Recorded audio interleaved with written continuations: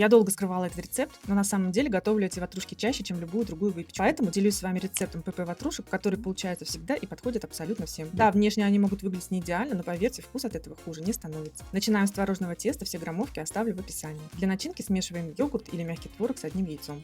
В начинку можно добавить любые фрукты или ягоды. Подойдут даже замороженные. У меня сегодня спелая слива. Нарезаю ее аккуратными дольками с помощью моего любимого ножа кайдзе. Благодаря острой заточке он буквально скользит по продуктам.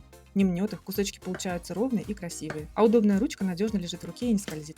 Этот нож просто находка для тех, кто хочет готовить с комфортом и наслаждаться процессом. Формируем из теста 4 ватрушки, выкладываем начинку, сверху добавляем сливы. Смазываем яйцом и делаем финальный штрих, посыпаем миндальными лепестками для легкого хруста и красивой подачи. У меня осталась начинка, и я добавила в нее муки и сделала еще кексы со сливами. Отправляем в духовку и получаем невероятно вкусную и легкую выпечку. Никаких лишних калорий, только польза и удовольствие. Сохраняйте рецепт и забирайте артикул на набор ножей со скидкой в описании к видео. И не забудьте подписаться, у меня еще много полезных и вкусных рецептов.